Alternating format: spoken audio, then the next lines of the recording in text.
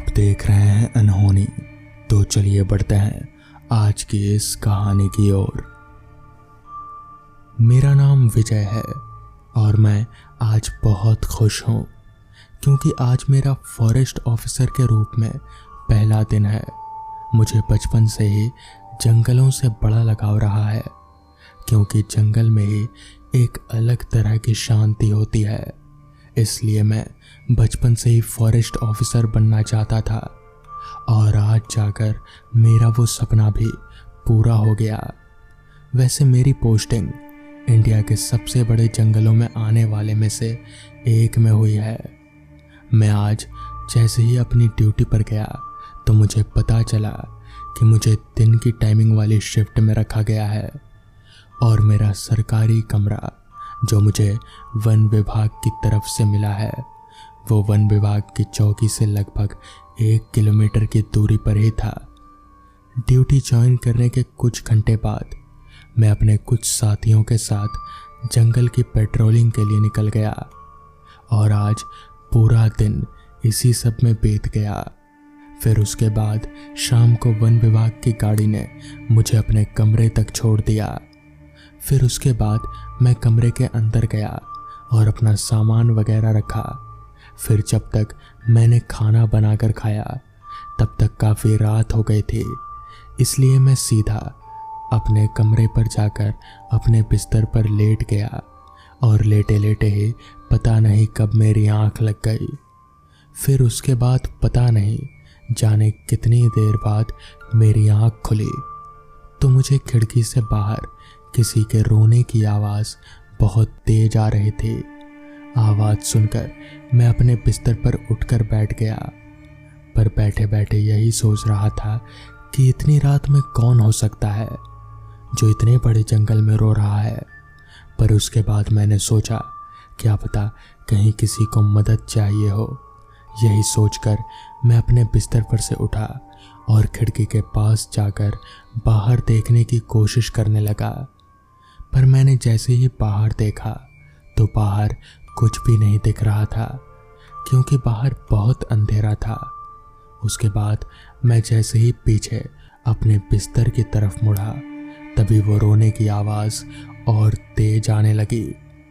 फिर उसके बाद मैंने सोचा चलो एक बार बाहर देख कर ही आता हूँ, कहीं सही में किसी को मदद तो नहीं चाहिए। इतना बोलकर मैंने अपने बैग से टॉर्च निकाला और अपने घर से बाहर निकल घर के पीछे की तरफ जाने लगा। अंधेरी रात थी और मैं जैसे जैसे चल रहा था वैसे वैसे मेरे चलने की वजह से जंगल का सन्नाटा टूट रहा था क्योंकि मेरे पैरों के नीचे सूखे पड़े पत्तों की आवाज़ आ रही थी। फिर उसके बाद मैं चलते चलते जैसे ही अपने घर के पीछे पहुंचा तो वो रोने की आवाज़ अब मुझे काफ़ी तेज साफ साफ सुनाई देने लगी। घर के पीछे पहुंचते ही मैंने ज़ोर से आवाज़ लगाई, कौन है वहाँ पर? पर मेरे इतनी ज़ोर से बोलने के बाद भी किसी ने कोई जवाब नहीं दिया। पर वो जो कोई भी था वो लगातार रोए जा रहा था। फिर उसके बाद मैं थोड़ा और आगे की तरफ जाने लगा। मैं जैसे जैसे आगे जा रहा था वैसे वैसे आवाज़ भी लगा रहा था। मैं बोल रहा था, अरे कोई है तो मुझे जवाब दो, डरो मत, मैं तुम्हारी मदद के लिए यहाँ पर आया हूँ। पर मेरे इतना कुछ बोलने के बाद भी किसी ने कोई जवाब नहीं दिया। फिर उसके बाद मैंने अपने आप से ही कहा, अब कोई भी हो सकता है, मुझे क्या, मैं तो मदद ही करना चाहता हूँ, पर कोई जवाब ही नहीं देगा तो मदद करूँगा कैसे? और ऊपर से यहाँ इतना अंधेरा है कि टॉर्च की रोशनी में भी नहीं दिख रहा कुछ।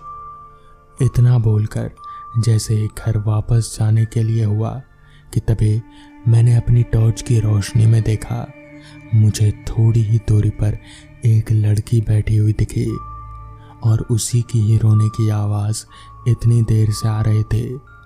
उसे देखने के बाद मैंने उससे पहले ही वहीं खड़े खड़े आवाज़ लगाई और ज़ोर से कहा, कौन है आप और क्या हुआ है आपको? मेरे इतना बोलने के बाद उस लड़की ने अपना सिर ऊपर कर मेरी तरफ देखा। फिर उसके बाद उसने फिर से अपना सिर नीचे करके रोने लगी। मुझे ये देखकर बड़ा ही अजीब तो लगा, पर मैंने फिर से आवाज़ लगाई, अरे कौन है आप और क्या हुआ है? मेरे इतना बोलने के बाद उस लड़की ने फिर अपना सिर ऊपर करा और बिना कुछ बोले सिर नीचे कर रोने लग गई। फिर उसके बाद मैंने सोचा, क्या पता सच में कोई ज़रूरत हो, एक बार पास जाकर देखता हूँ। इतना बोलकर मैं उसकी ओर जाने लगा और फिर उसके पास जाकर मैंने फिर कहा, आप ठीक तो हैं और क्या हुआ आपको? मेरे इतना बोलने के बाद उस लड़की ने फिर अपना सिर ऊपर करा और अपने हाथ को ऊपर करके इशारा करे और रोते हुए कहा, वो। इतना बोलकर वो लड़की अपना सिर नीचे कर फिर से रोने लगी। पर जिस तरफ उसने इशारा किया था, उसके बाद मैंने जैसे ही उस तरफ देखा तो मेरी आंखें फटी की फटी रह गईं और मेरे अंदर दौड़ता खून मानो जम सा गया, क्योंकि मैंने देखा जिस तरफ उस लड़की ने इशारा करा था उस तरफ उसी लड़की की लाश पड़ी हुई थी। ये देखकर तो मेरे हाथ पैर डर के मारे कांपने लगे थे। फिर उसके बाद मैंने जैसे ही उस लड़की की तरफ देखा तो मानो मुझे ऐसा लगा जैसे मेरा दिल अभी छाती फाड़ कर बाहर आ जाएगा, क्योंकि जैसे ही मैंने उस लड़की की तरफ देखा वैसे ही मेरी दिल की धड़कन अपनी दुगनी रफ्तार में चलने लगी, क्योंकि मैंने देखा कि उस लड़की का चेहरा अब एकदम भयानक सा हो गया था। उसका मुंह पूरा सफ़ेद और जगह जगह से फटा हुआ था और पूरे शरीर में चोट लगी हुई थी जिसमें से खून निकल रहा था। मैं उस लड़की को खड़े खड़े डरते हुए देख ही रहा था। तभी मुझे ऐसा लगा जैसे किसी ने मेरे कंधे पर पीछे से हाथ रख दिया हो। उसके बाद मैंने डरते डरते धीरे धीरे पीछे मुड़कर देखा तो फिर मेरे होश उड़ गए, क्योंकि मैंने जैसे ही पीछे मुड़कर देखा तो पीछे कोई नहीं था। फिर उसके बाद मैंने डरते हुए जैसे ही आगे उस लड़की की तरफ देखा तो अब उस जगह पर कोई नहीं था। फिर उसके बाद मैंने जैसे ही उस लड़की की लाश की तरफ देखा तो अब उस जगह पर कुछ भी नहीं था। मैं खड़े खड़े बस यही सोच रहा था कि ऐसा कैसे हो सकता है। अभी थोड़ी देर पहले ही तो उस जगह पर लड़की की लाश थी और इधर वो लड़की बैठी हुई थी, पर अब यहाँ कोई नहीं। फिर उसके बाद मैंने वहाँ बिना समय गवाए तुरंत अपने कमरे की ओर भागने लगा और सीधा अपने कमरे में जाकर ही रुका। उस पूरी रात मुझे नींद नहीं आई। अगली सुबह मैंने अपने साथियों से इस बारे में बात की तो उन्होंने कहा कि ये जंगल है, यहाँ ऐसी चीज़ें होती रहती हैं और कोई भी आवाज़ सुनकर घर से बाहर मत निकल जाना। तो दोस्तों, ये थी आज की पहली कहानी।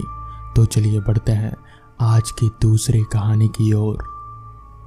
पिछले 2 दिनों से आज मैं इस भाड़े के घर में रह रहा हूं। हालांकि मेरे साथ इस घर का नौकर भी यहीं पर रहता है। खाना पीना किसी भी चीज की कोई तकलीफ नहीं थी वहां पर। बस यही था कि घर थोड़ा पुराना था। खैर, रात का वक्त था। मैं घर में बैठकर थोड़ा बहुत ऑफिस का काम ही कर रहा था कि तभी अचानक मेरे कानों में किसी लड़की के खिलखिलाने की आवाज आने लगी। आवाज सुनकर मैं एकदम से चौंक उठा। भला ये कैसे हो सकता है, क्योंकि ना तो इस घर में कोई लड़की रहती है और न ही इस घर के अगल बगल कोई दूसरा घर है। तो फिर ये आवाज आ कहां से रही है? ये सोचकर मैं उस आवाज को और ज्यादा ध्यान से सुनने लगा। तो ध्यान लगाकर सुनने पर पता चला कि वो आवाज कहीं और से नहीं बल्कि मेरे ही घर के छत से आ रही है। मैंने तुरंत अपने नौकर रामधीन को आवाज लगाया, मगर तभी मुझे याद आया कि रामधीन तो घर में है ही नहीं। दरअसल आज शाम को ही अचानक उसके बेटे की तबीयत बिगड़ गई थी, इसलिए वो अपने घर चला गया। वो बोलकर ही गया था कि आज रात नहीं लौटेगा। खैर, आवाज का पता लगाने के लिए मैं अपनी जगह से उठा और कमरे से बाहर निकलकर सीढ़ियों से होता हुआ छत की तरफ जाने लगा। चूंकि घर 1 मंजिला था, इसलिए छत तक पहुंचने में ज्यादा मशक्कत नहीं करनी पड़ी। छत पर पहुंचकर मैंने सीढ़ी घर का दरवाजा खोला और सीधे छत पर चला आया, क्योंकि उस वक्त मेरे मन में डर भय इन सब चीजों के लिए कोई जगह नहीं थी। छत पर भले ही लाइट का कोई जरिया ना हो, मगर चांद की रोशनी में पूरा छत दिन की तरह चमक रहा था। छत पर मैंने चारों तरफ निगाहें घुमाई, पर मुझे पूरे छत पर और कोई नहीं दिखा। मुझे लगा जरूर ये मेरे मन का वहम होगा और मैं सीढ़ी घर का दरवाजा बंद करके वापस अपने कमरे में चला गया। कमरे में आते ही मैंने एक नजर घड़ी की तरफ देखा तो वक्त हो रहा था रात के 11:15 बजे का। मुझे अब और जागकर काम करना ठीक नहीं लगा, इसलिए मैं ऑफिस का सारा कागज पत्र समेटकर आराम से सो गया। बहुत जल्द ही नींद ने भी मुझे अपने आगोश में ले लिया। अगली सुबह मैं उठा और नहा धोकर सीधे ऑफिस पहुंच गया। सारा दिन मैं काम पर ही लगा रहा। शाम को जब मेरी छुट्टी हुई तब जाकर मैंने थोड़ी राहत की सांस ली और वापस अपने भाड़े वाले घर में आ गया। घर पहुंचकर मैंने देखा कि रामधीन घर के दरवाजे पर ही बैठा हुआ है, जिस पर मैंने रामधीन से पूछा, रामधीन, कैसी तबीयत है अब तुम्हारे बेटे की? इस पर रामधीन बोला, तबीयत तो उसकी पहले से बेहतर है साहब, पर मुझे आज रात भी उसी के साथ रुकना पड़ेगा। पर आप चिंता मत करिए, रात का खाना मैंने बना दिया है, बस आप लेकर खा लीजिएगा। इस पर मैंने कहा, अरे कोई बात नहीं, तुम आराम से जाओ, अपने बेटे के पास रहो, कोई बात नहीं है। मेरी बात सुनकर रामधीन के चेहरे पर हल्की सी मुस्कान आई और उसी मुस्कुराहट को बरकरार रखे रामधीन वहां से चला गया। उसके जाते ही मैंने घर में दाखिल हुआ और कपड़े बदलकर बिस्तर पर लेटकर आराम करने लगा। तब तक पूरी तरह से अंधेरा हो चुका था। आसमान पर सूरज की जगह चांद ने ले ली थी। ऑफिस का काम अभी भी कुछ बाकी ही था, इसलिए मैं फिर से काम पर लग गया। काम करते करते मुझे पता ही नहीं चला कि कब रात के 9:45 बज गए, जिसके बाद मैंने खाना निकालकर खाने लगा। खाना पीना कर लेने के बाद मैं वापस अपने काम पर लग गया। अभी मैं काम कर ही रहा था कि तभी फिर से कल रात की तरह मुझे छत के ऊपर से किसी लड़की के खिलखिलाने की आवाज आने लगी। मुझे समझ नहीं आ रहा था कि आखिर ये कल रात से मेरे साथ हो क्या रहा है। एक ही वहम इतनी बार तो नहीं हो सकता। कैसे भी करके मुझे इस बार ये जानना ही था कि आखिर ये आवाज है तो है किसकी। ये सोचकर मैं अपनी कुर्सी पर से उठा और घर में चारों तरफ उस आवाज के जरिए यानी उस लड़की को ढूंढने लगा, मगर वो आवाज घर के किसी कमरे में से नहीं बल्कि छत पर से आ रही थी। मैं गुस्से से तिल मिलाता हुआ छत की तरफ जाने लगा। सीढ़ियां चढ़कर मैं जब छत पर पहुंचा तो आज भी नजारा कल रात की तरह ही था। ना तो कोई इंसान नजर आ रहा था और ना ही कोई परिंदा। सब कुछ जैसे एक खामोशी की चादर में लिपटा हुआ था। मैंने छत पर घूम घूम कर भी चारों तरफ देखा, मगर कोई नजर नहीं आया। थक हार कर कोई ना मिलने पर मैं वापस अपने कमरे में आ गया, मगर कहीं ना कहीं ये अंदाजा तो लग गया था कि कुछ तो है। खैर, मैं वापस काम में मन नहीं लगा पाया, इसलिए मैं चुपचाप चादर तान कर अपने बिस्तर पर लेट गया। रात हर पल गहराती जा रही थी। मैं अभी भी उन आवाजों को लेकर ही सोचे जा रहा था कि आखिर कौन होगा। अभी मैं ये सब सोच ही रहा था कि तभी अचानक छत के ऊपर से ही मुझे किसी के जोरदार चीखने की आवाज आने लगी। अब ये तो पक्का हो गया था कि छत पर कोई तो है, क्योंकि ऐसी आवाजें आ रही थी जैसे कोई चीखते हुए छत पर दौड़ रहा हो। मैं तुरंत अपनी जगह से उठा और दौड़कर सीढ़ियों से होते हुए छत की ओर जाने लगा। फिर जैसे ही मैं छत पर पहुंचा तो सामने का नजारा देखकर मेरे होश उड़ गए, क्योंकि छत के एक तरफ रेलिंग पर लाल साड़ी पहने कोई लड़की खड़ी थी। उस लड़की का चेहरा दूसरी तरफ था, इसलिए मैं उसकी शक्ल देख नहीं पा रहा था। पर सबसे ज्यादा हैरान कर देने वाली बात तो ये थी कि ये लड़की आखिर छत पर आई कैसे और ये इस तरह से रेलिंग पर क्यों खड़ी है। अभी मैं यही सब सोच ही रहा था कि तभी वो लड़की एकदम से मेरी ओर पलटी। तो उस लड़की का चेहरा देखकर मेरे शरीर में खून की जगह डर दौड़ने लगा, क्योंकि उस लड़की का चेहरा पूरी तरह से खून में सना हुआ था और उसकी आंखें सफेद चमक रही थी।